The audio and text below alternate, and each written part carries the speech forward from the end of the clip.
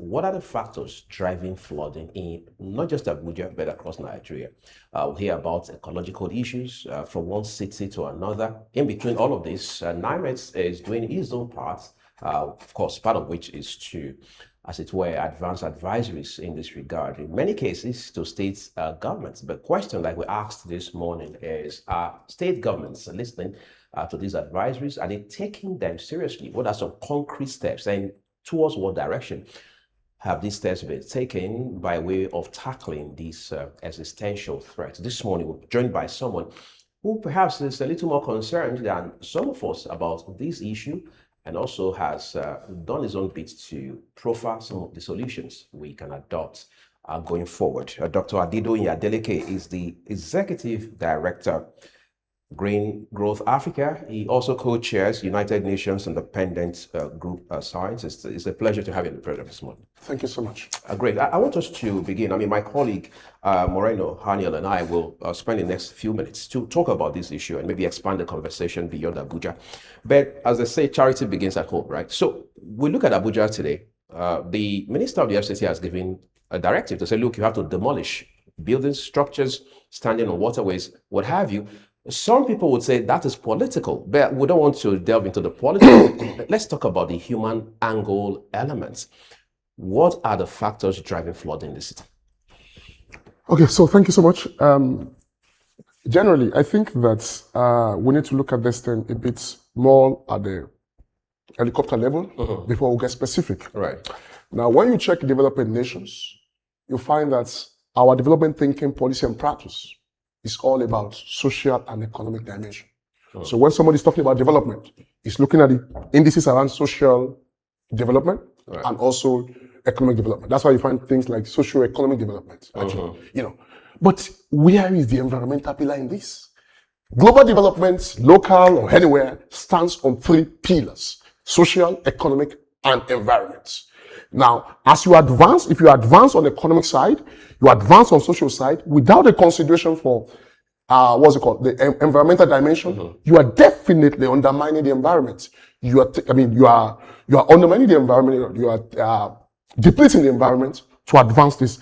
And when this environmental pillar now begins to react, you know, that's when we now begin to pay attention. And often, the reaction from the environmental dimension often eats up the gains of social and economic development. These are the things we're discussing at the UN some months ago, July, at the ADELEKE Political Forum. So it's a general thing. It's not only, by the way, it's actually one of the major factors of COVID-19 that we suffered from.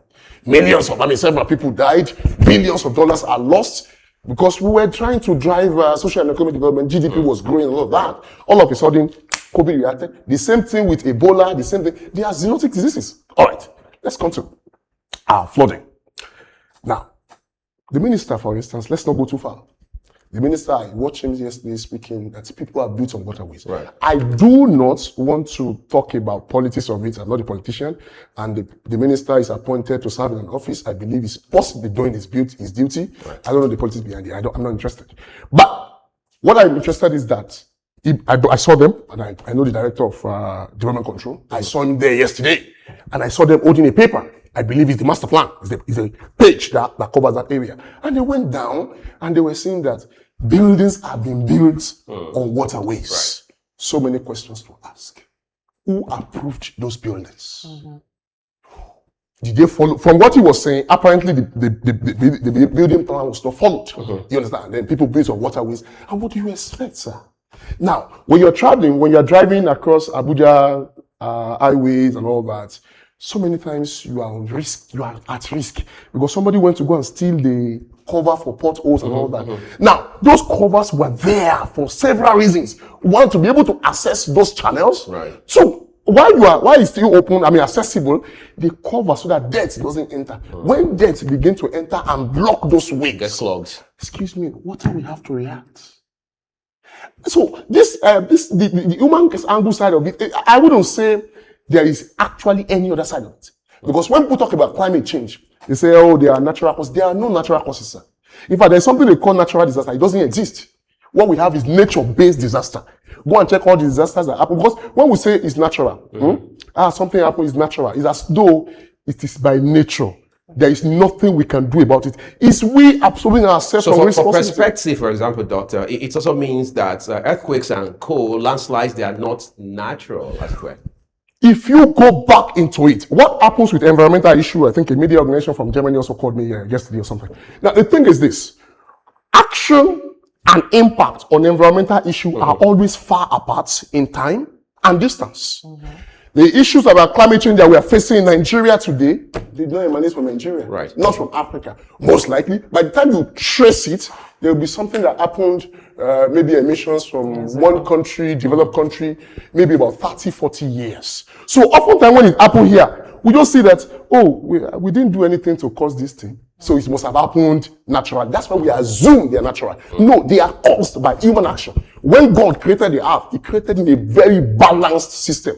The emission that's being generated naturally by natural system is being taken in by natural system. Right. It is how we began to develop, looking at social and economic dimensions alone, forgetting about the environment. And actually, the global development framework acknowledged it, because even the MDG itself, the MDG was more of social and economic issues. That's right. And then in 2015, they said, oh, no. We have to take care of the environment. We have to bring that environment. So we are still suffering from and issue about environment, take for instance climate change, are measured in 25 to 30 years. So we're still, what we're suffering from now is not the consequence of what is being done yesterday. That will come. We will know the result of what we're doing now, maybe in 30, 40 years time.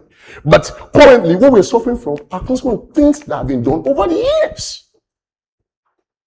Yeah, that's quite interesting. I'm sure Moreno has a question she wants to throw at you as well. Yes, I have so many questions, but let's start with this one. Now, Abuja is facing this now.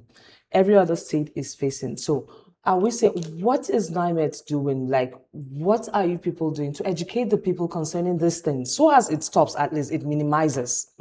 Especially in those areas that are not even informed about the causes of this flood. They just wake up in the morning, like there was a state, they said, some people went to dig, they were looking for gold. I don't know how true, they were looking for gold. And somehow something happened that was flood.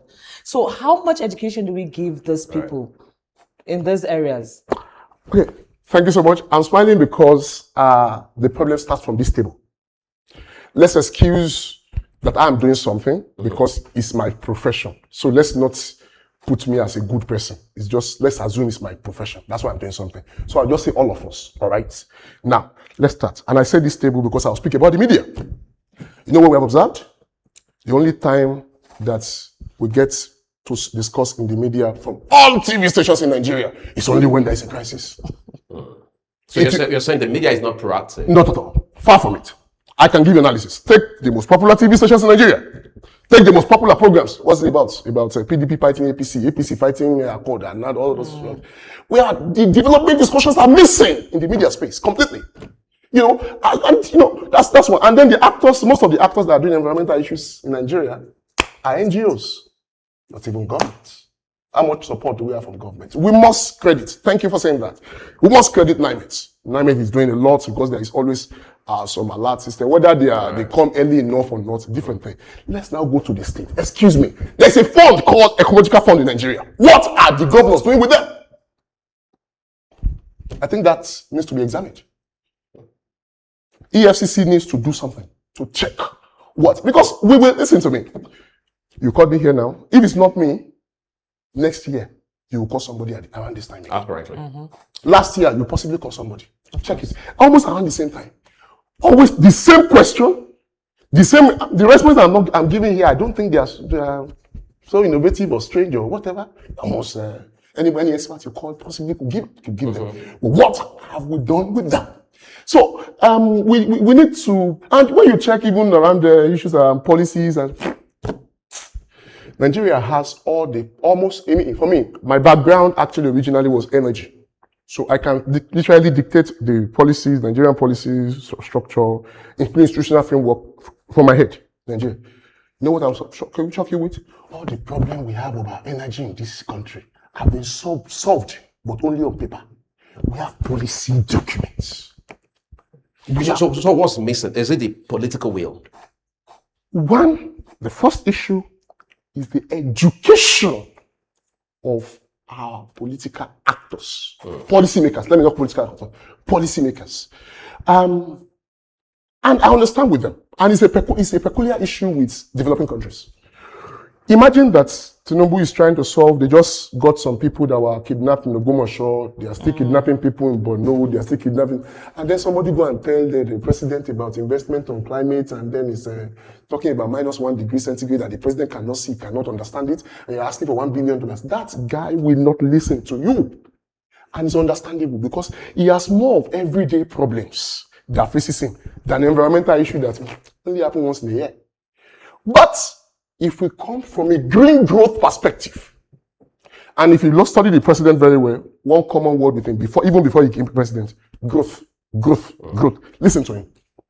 Now, if we come, there are ways we can address environmental issue while also still addressing social and economic issue. And that's a concept called green growth. All right. Many times, because I advanced it in Nigeria, people think I coined the word. No, I didn't coin it. It's not my own innovation. It's a global development concept. But we are so far from it. So there are ways that almost every environmental problem you have. Okay, for instance, plastic building. I mean, you have plastic problems, all right? Right. Okay. What if I tell you I built a building, an ultra-modern building with waste plastic bottle? I'm working on another one in Nigeria. In Nigeria. Almost so many medias, even foreign. I've been there. You know, we can build with buildings. When you, with waste plastic bottle, when you build with them, you have a bulletproof building. You have a fireproof building, you have an earthquake-resistant building, and it's still cheaper. Now, so why are we not exploring all of these possibilities? Because the government is not educated about it. And that is why I'm sorry to offend you. I will blame you guys. You only talk about environmental issue only when there is a crisis, and you're talking about that crisis, and immediately after that 5 minutes, you are gone. You go to your political stories again. Which is no problem. So we don't stay long enough on the stories. You don't. There is no conceptual framing of environmental dimension in your media operations in Nigeria. I've done the study before. If you want the result, I'll give it to you. All the major media stations in Nigeria, their most popular programs, name it, you can think of them, you all know them. What are the most important topics that they all discuss? Governor is one part. It's not even governance issue. No, it's often political issue. And the reason is very clear, but I don't want to go into detail. I have the result if you want. Okay? So, the media needs to help the nation. It's not an help to environmental actors, sir. No, it's an help to the nation. Because we do reports. I've worked on several UN reports. My dear, policymakers don't read reports. Even in this country. Anyway, in developed nations, they do. I must acknowledge that, because we have seen that. But in Nigeria, a minister will take a 100-page result. But he reads newspapers. He listens to you. You are the ones that can help to communicate those concepts out. And not just communicating from an environmental perspective. We will fail, sir. You come to Tinubu and you're discussing climate change -1 degree. We will fail, sir. Because the guy has so many everyday problems. Climate change does not appear to him as everyday. It's only one consequence once in a while. All right? But with the media understanding how to present, how to analyze environmental problems and solutions from a development point of view, we'll get all the governors and ministers. I need to ask you this. Okay, I know Moreno wants to jump right there. Okay, okay, go you're ahead. an expert in this. That's what I do. And for a while. Yeah. For quite a while. Yeah. Now, many people don't know this. They're not educated in this aspect. They don't have this knowledge. Like, where I come from, I don't think they feel flood is a God-given thing. You know, yes. In fact, it's even an avenue for you to do your waste disposal. Yes, you know. So I'm just asking you now, as a person, since okay, we are not doing a good job, maybe we will repent of it. But now, what have you done in your own? Yes. In your own capacity, especially not in the urban areas, especially in those places that feel flood is God's own way of reducing the population of the world. So what have you done in those areas to make this knowledge be known? Fantastic. Thank you so much. So I work at the intersection of science, policy, and practice. I have tangible physical projects that you can feel and touch in more than 10 countries in Africa. A lot of them in rural communities. All right? I have advocacies that reach more than 10 million people. All right? I have more than and I can provide them for you right away. I have more than 100 media advocacy on Nigerian newspapers. There is almost no newspapers that have not covered my work on these kind of things. So, some months ago, I was still in one of the ocean communities, coastal communities in Lagos. You understand? I was still in one of them. We do a lot I didn't talk about it because I don't want to exempt myself from the problem. That's why I say all of us, rather, because we can take it as it's my work. So, so we've done a lot of advocacies. We try to reach. In fact, I tell you, we have programs with young people that are developing solutions to these problems. I have projects. You want to see? I take you there now in Abuja. I have projects in Kaduna. I have projects inside IDB in Niger State. You understand? I have projects in Ibadan. You understand? And not only me. There are several environmental actors. I'm a green good expert, not just environmental actors. But there are several persons also that have developed solutions. But these guys that are doing this thing, sir, I often say something. The man that gave 2 billion naira to fund education has done well. Let's clap for him. But the man that is able to get the government to include education within their budget has done better. We will continue to do what we're doing. A lot of people are still active. However, we cannot really do the transformational change if the government does not support. And I'm leaving a question on the table. Please, government need to, and you possibly can do this advocacy. We need to understand what the governors have done with ecological fund. I think I want to talk about ecological fund. Last I checked was sometime some 14, 15 years ago. In my home state, for example, we had a governor who said, well, there's this sort of arrangement where there's counterpart funding, all right? So the federal government makes a certain amount of money available. The state government supports it by way of counterpart funding, and then they're able to deal with issues around erosion, ecological problems, and what have you. What we have seen the last, to the best of my knowledge, 1 decade and counting, is we've seen where it has become politicized. Today, we understand EFCC is some past governors and asking them questions around what have you done with the monies meant for ecological issues. We have even seen where a sitting governor is accusing a former governor and a former commissioner for environment that both of you formed an alliance to eat, so to say, monies that were meant to address or tackle issues of ecology.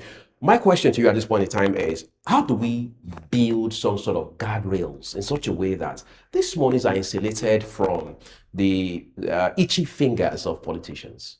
Thank you so much. And I will be very sincere with you. That is where people like me failed.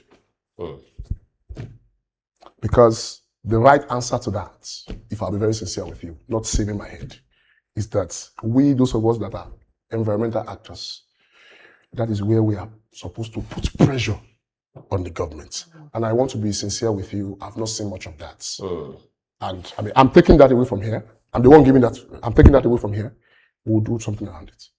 Okay, we'll take you on that promise. Yes, we'll do something around it. I'm going back to my team now, really, because to see if we can petition EFCC.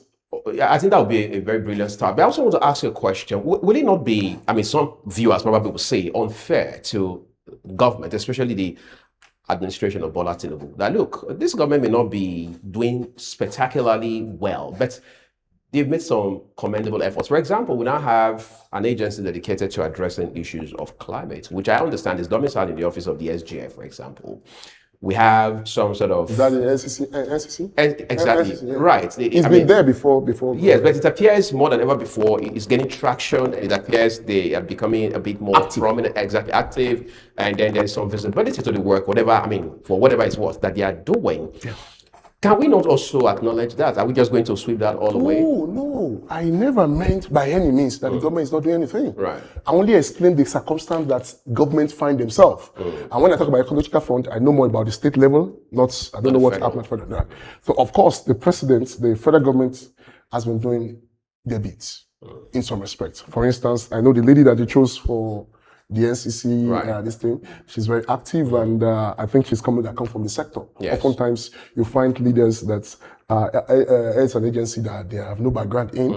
We still see that around now, but at least on climate issue, I think the government is doing some work. And look at what Wike did yesterday, for instance. Right. there was flooding, he went out himself and all that. It's already a political period, by the way. He could send the director, of flood, but he went out himself and do all of that. And honestly speaking, if we were to speak about Abuja alone, I mean, I'll give it to Wiki. No story. You really, as per the environment, you may not like his politics. That's the politician. I'm not interested in that. But in terms of his actions, no, you can't floor him. So very active, very committed, and he's doing almost. It's not a government leadership that is just facing one sector, one line, and say we're developing roads and only roads. No, he's been doing a lot. So we need to comment that really. And by the way, I'm not also saying that the state government are not doing anything. All right, the federal government, for instance, last 2 years, within the last 2 years, they started what we call the national. They're assessing the climate governance of each state. And I was with the state governor. I saw how their states ranked very low. I saw how angry they were. In fact, they actually mistook me as part of the contributors to the report because I visited them just a week after the report. So I had to explain to them. Now, that says one thing. That's they take it serious. So we are not in any way saying that the government is doing nothing. State, no. And there is no way I can sit in Abuja here and know what the governor of Borno is doing, no details about Plateau. No. But we're just speaking to the framing within development concept, not actions, but the concepts of how we govern completely. The question is, how can we integrate environmental thinking into our development policy and practice? We need to get that clear. We're not saying they're not doing anything. No. They're doing, a lot of them are doing a lot of stuff, So, and by the way, there are so many things. And again, I also excuse the government from saying the fact that we environmental actors, the way we present environmental issues is purely environment. And they have more everyday problems they are facing. So it's understandable that they will choose the way. And you find that typically in all other developing nations. But the way to get the government to act is to present them that, okay, you are trying to solve poverty problem. I have a solution that can help to solve flooding while solving poverty. You were talking about forestation or deforestation or something, and I said, I have a solution, an idea, I have a concept, I have a mobile app or something that can help us to address insecurity in those forests while also helping us to address them. So that is, by the time you don't go, I said, please, can you invest $1 billion on the -1 degree centigrade you're talking about on climate change? I said, they will not listen. So it's not all the fault of the government. I also spoke about the media. It's not all like the fault of the government. I always said those who lead us are not educated enough. And the fault is you and I. Do you get it? Yes. All right, let's come back to Abuja, please. So now, with the climate change, that means we're expecting more rains with years to come. Now, what you, as an environmental expert, what do you advise besides the building? Let's assume all things considered, Wiki we do what he knows how to do best, take care of the buildings on the waterways. What do you advise as an environmentalist that happens? Because we are going to see more rains in the coming years. So what do you advise to prevent such flooding? Very simple. Let's be very strict with the master plan. All those things have been planned. All those ways have been planned within the building plan or whatever. So by time, and like I say, I don't want to appear like a politician to be praising people in government so much. But again, you can't take it from Wiki. You understand? When you are wrong, you are wrong. Many people have used class to cheat us in this nation. They just build because you are a senator, one governor. You're a big man. You're a big man, so to say. You go and build anywhere, and nobody can stop anything. So let's go back to the master plan and be sure that whatever, if people that have built before the master plan were developed, I don't know, if they need to be compensated, let's compensate them. If somebody approved the building, because by the way, we need to check that. I don't think, most times people build they find a way to get the approval, probably cornering. Having built already. You understand? So even when they want to build, just beg somebody that was, government go, government comes. Maybe if somebody has an approval, either illegally gotten or whatever, maybe if somebody in government approved it for whatever. Right. Since we can't trace that, we should compensate them in a way, not to use, because again, I'm against using environmental goals to undermine social and economic goals as well. It will also backfire. One doesn't need to suffer for the other. No, they can all happen simultaneously. So, but while we're doing that, we need to educate our decision makers. And sincerely speaking, I cannot do it from my office. The best I can do is to shout on Facebook and Twitter. How many of them will see it? But they watch you every day. You need to help the nation. The media needs to help the nation to really look at your framing. I tell you, environmental stories really get traction. I know that's the problem. Right. All right, I have this report. Environmental issue really get traction, but in a way, we need to find a way. Possibly, one way to help is look at your most popular program, create 2-3 minutes out of it that people always watch. Policymakers, politicians will always watch because somebody will abuse them and they want to get right of reply. Put it in there. Just put 2 minutes and all that. That will be an help. And by the way, it also profile your organization because this is your most popular program. Foreigners are watching, developed organizations are watching, and they see directly that no, these guys are really trying to promote this thing. Opportunities will come to you. There are media support all over the world. There are support. There are media journalists that are getting fellowships everywhere. Of course. So it also helps. But if we don't, and I don't also blame you totally, it's also, I'm sorry to say, you are educated in your field, but on this issue, most likely you are not. So it still comes close to education. It's a lot of educating the right people. Those are the leverage points. And that's where the media comes. We keep talking about young people going into tech now. I mean, this is 26 years into a new millennium. How do we bring that same quote unquote energy to issues of environment, especially as it has to do with our education policy? Can we find a way to talk it in such a way that it becomes an integral part of how we teach across our schools? What if I tell you I've developed 2 mobile applications on this kind of thing? And one is to address one of these things. So we have the green, I'm not advertising, let me not mention the name. That's why I don't look at advertising. We have a mobile app that we developed for people to capture documents and reports. In fact, I set up a media organization for this that operate like a TV station, even though we're not on DSTV or whatever. We call it Green Goat TV and Studios or something. Now, we have mobile app for people to have on their mobile app when they see an environmental issue, either it's a environmental crime, environmental violation, or not. Just snap it, and it comes to us at the situation room, and we analyze. So but the problem with that is that when the funding that supported us suddenly got cut short. You understand? We couldn't advance further. Again, we'll come to it. What is the government doing with ecological fund?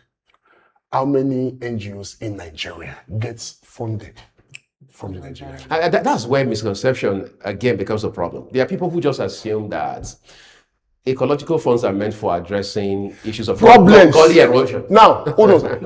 I was going to address that when you spoke. People think about an ecological fund as something to address problems. No, sir. Why don't you build resilience ahead of problems? They will not happen. Why don't we can develop environmental capital. We have a very low, Nigeria, any country you see that have environmental problems definitely has very low environmental capital. So we can invest this fund rather than using it to react. Sorry, I'm a Christian. There is a book in the Bible called the Acts of the Apostles. What is there is not the react of the apostles. What we are doing in Nigeria is often to react, including the media, including myself. Okay? When something happens, when we react. But can we sit down and plan this thing to our program? That's the issue. It brings us to the issue of Donald Trump's of this world. I've spoken to brilliant experts like yourself. They say, look, people like the US President, Donald Trump, are the ones making a bad case worse. They say if Trump, the leader of the free world, as we call him. The leader what? The free world. Okay. All right, can come out and say, look, I do not believe in the science of climate change. And you have those within his cycle saying the same thing. So are we not already in a bad place as it stands? Okay, thank you so much. Yes. The Trump effect has a strong effect on our sector, all right, and not only on our sector. But I want to ask some few questions. How many years has Trump spent as president? He spent the first 4 years, and probably this is second year. Second year. Making 6 years. How many years have we had other US presidents that believed in it? How much investment had come into nations from the US on environmental issue over the years? What did you do with them? Organizing workshops every time instead of building capitals? We need to build environmental capital. Now, and that's the, and there are a lot. I was speaking with, I don't know whether I'm probably going to say this to mention it. The PH to a very prominent king in Nigeria, where some people were, where they experienced some kidnapping at some point. And we're discussing about the forests where they kept those people. And I was telling them, my dear, there are lots of things that can be done. He said, I've never been there. I said, what is in that forest? What are they doing? He said, it was just kept as ecological arrest or whatever. Oh my Jesus. When people talk about forestation as an environmental solution, it is, certainly. Let me establish that. But there are ways, but that is only it's only an environmental value that currently is now becoming an hideout. That's environmental capital causing social problems. Right. All right. Whereas that's because we went on the environmental side. But if we go on a green growth perspective, that same forest can be an ecological city. Trees are there, yeah. Instead of just leaving those land, can get investment on them. They will still give the same carbon value they are giving, but they will not be hideout to criminals.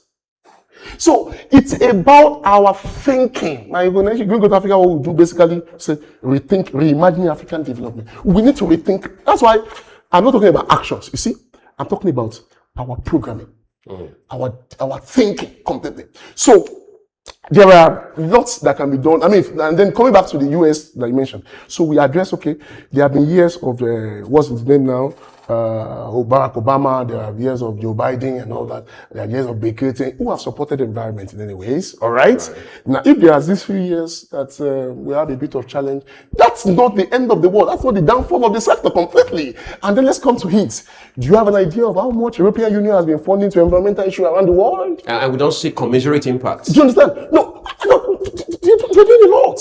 But so I don't want to believe that one nation, one important, very important nation with huge capital is saying no to environment. Does not mean our downfall. I don't think so. But environmental organization in America still survived during the 4 years of, if you want me to give you contact, I'll give you contact. Major ones. They still survived. So, and by the way, again, education. Now, the thing is, the way governance in America is structured is not like where the winner takes all, where the president speaks and everybody comes. There are states that still support environmental issues in America. So, regardless of Trump's position. No, of course, there are states. Just to follow up before Moreno jumps right in again, right? We have people like gentleman Al Gore, former vice president under Bill Clinton back in the day, who has thrown his life, for want of better words, into fighting issues around the environment. At what point can Africa boast of men like that? People who have been in politics, they know politics like the back of their hands, but they do not live in denial of the challenges posed by the environment as it stands today. How many of the presidents are well educated about it? That's the question. I've met Al Gore before. All right. Now, it's about, let me tell you, I did my PhD in Italy. And the approach I used in my study is system dynamics. So I'm a system dynamist. Now, in this whole country, there is no university that I know that has a course on system thinking. All right? In the whole of Africa, I only found some works around South Africa. Can I shock you? The same thing I only knew at PhD level. They started using it to teach in America in secondary schools in 1950s. And you learned that at the level of PhD. So, now, these guys are way ahead. So the question is, how many of our leaders are really educated about this stuff? I'm sure, I tell you something, I'm sure if I have 5 minutes with Tinubu today, and I don't go the way we often go with environment of -degree 1 centigrade, and I go from a degree perspective, my dear, the man will buy my ideas right there and there. I'm not asking him to give him money, no, but he will buy that with Nigerian policy and governance structure. Now, but I must make exceptions and say that Chief Olusegun Obasanjo, I've met him, he's hosted me a couple of times graciously. You need to get to OOPL, Olusegun Obasanjo Library. It's a different world entirely. The man spent a lot. He has over 2 megawatt of solar energy system installed by him. Independent. Yes. You need to know what 2 megawatt looks like. Abuja energy demand, 2 megawatts could actually take care of more than like it's an average town if it's not industrial. Average town, 2 megawatts is nothing. And all my buildings in Nigeria are fully 100% powered by solar energy. My own energy system here in Asoko here is just, I think, less than 10 kilowatts of solar panel. Period. And I've never paid. But I don't know how to buy this thing. What's that thing called? Token. I've never bought it. I don't know how to load to meter. Not for once. Never. Now, if I'm using less than 10 kilowatt, I take care of my freezer, I take care of everything in the office. I take care of all these kind of things. All this lighting and everything. Power, AC, and all that. Now imagine a man that invested in more than 2 megawatts. Now, that's one. Go there, he invested in wind turbine. Like somebody, an hydropower, not wind turbine. An hydropower. The person managing the facility told me, said, this thing is only small water system we have here. He said, no, I just want to invest in it to demonstrate it. He's planted several, I can't remember the number of trees. I wanted to interview him at some point, but I think there was an issue around the media about him that time that I think he didn't want to grant an interview at that period. Okay. But he's done that. Let's go to, it seems as though Professor Yemi Osinbajo left the presidency only to be fighting environmental causes. He sits on global boards today on energy issues and environmental issues. Somebody very active on climate issue as well. So you will find that if you have learned anything about Obasanjo, Chief Obasanjo is an acute learner. I have text message he sent me one time when I visited him, and he replied me. I'm quoting. We will be, I think I proposed some ideas. I said, we will be happy to learn from you. When I was in an hotel when I received the text message after leaving him, and I was looking at me. Teaching. Forget about the science. Forget about to that man. Right. That's to tell you, he doesn't mind who you are. You understand? He's happy to learn. And he's not just learning, he wants to integrate it. So the political class needs that sort of attitude. Now, I'm coming somewhere. I want to establish a thin line. Yemi Osinbajo is a professor, highly learned. So you find that if you learn people that work with Obasanjo, they will tell you that Obasanjo, you don't send him a memo and you think he will just approve. Right. He will read it. You find people, the more our leaders are educated properly, not degrees, the more we will have them to react positively to this issue. And again, I come to it, the media, most of the education they will get will come from guys like you. Okay, so now it brings me down here. Earlier I asked about you going to the suburbs. Now, since the education has to come from the top now, how do you intend, or how have you been educating the governments of states? Because now you have to, they don't know about the ferry heights and the 1.3 whatever, but they know, but when you tell them, if you put this is the repercussion. When you do this, there's a ripple effect. So I will advise that you do this. They understand that. So how do you go to this government now? Because I'm sure in every state, there are agencies or there are appointments that have to do with the environment. So how do you're smiling, that means you've done that already. How do you go to those states and tell them how you will come to educate those ones that will take them down so that these things are affected in the states? Okay, so thank you. Let me first of all correct something. Now, I have not also said that education must come from the policy to the policymakers first. No, it has to be both bottom up and top down, So we're doing at the rural level because human behavior will have to change. You understand? How many persons can police arrest when they begin to pour things in waterways and all of that? So it has to come from both sides. Now, in terms of engaging government, we have tried to engage government, and I must give kudos to Lagos State government, very sincerely. Some 2024, I think in January, We've been quite close to the media. So they made a policy that they want to ban single-use plastic. I know that my environmentalist colleague was so happy. Right. But that was going to cause a problem. That policy would never have succeeded, no matter what. You know why? They pronounce the policy today, they are effecting it immediately. Now, do you know what proportion of Lagos population whose economy and livelihood depend on single-use plastic? So you want to sustain the environment, you undermine social and economic social and economy of people, you're going to have a repercussion. Buhari did it and it failed. I can give you fact and figures. That same policy, he enacted this some month, I think in May, before he left. By July, when Tinubu came in, he said he met with business leaders and they said, no, and he had to withdraw it. You cannot do environmental sustainability in a way that ample social and economic... I'm sorry, Dr. Adeleke, but it appears that NAFDAC is doubling down with our policy. Now, the thing is, no. By the way, I know a little bit about the DG of NAFDAC. Right. Now, I don't know, I'm not aware of what you're talking about, but let me give you an indication. In fact, NAFDAC is a good example of how to do this kind of policies. Now, I've forgotten the precise issue. They were going to enact a policy to stop a particular product. All right? Or either an approach or a product, I can't remember precisely now. They announced 5 years ahead of time. What does that mean? So if you want to stop plastic pollution, you don't just tell, oh, we are stopping it today, and then Coca-Cola has invested billions, and you expect them to fold their arms.